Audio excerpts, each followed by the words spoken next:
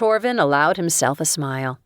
He too remembered the stormy look on their commander's face when he'd had to leave the fleet and report to the boat, the space station where tribute brides were housed.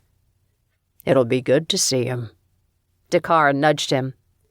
"You'll have to tell me all about the Earthlings and the fantasy suites. Now those I would like to see." Torvin's face warmed. "I'll bet you would." Even though he'd never seen the space station, the stories about it were legendary. It had been designed with human pleasure in mind, and contained everything human females loved most. He had no idea what those things were, but he knew the station was nothing like the old battle cruiser he'd come from. He only hoped he wasn't a shock to his bride.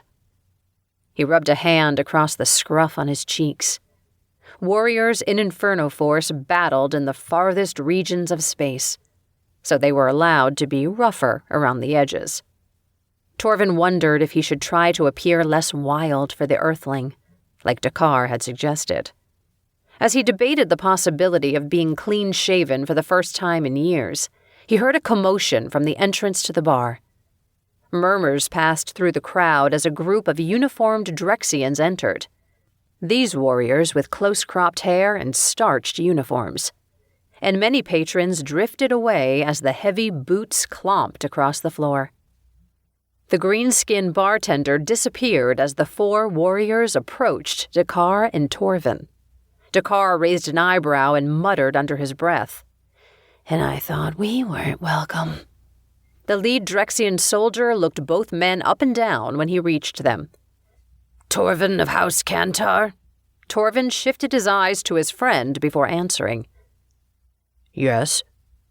"Your presence is requested by the High Command." "I know," Torvin said. "We're on our way to the boat. This is just a quick stop for refueling."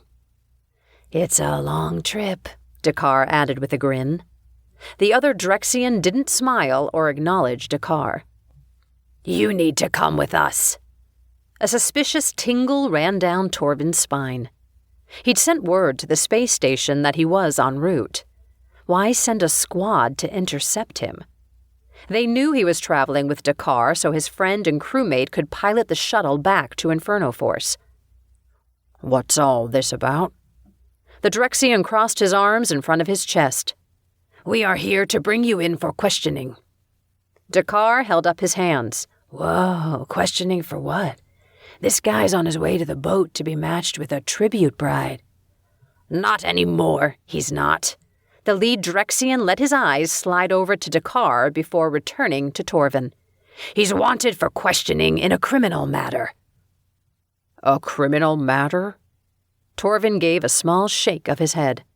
"I think you have the wrong Drexian." "Negative." The warrior clamped an iron cuff around his wrists before Torvin could react.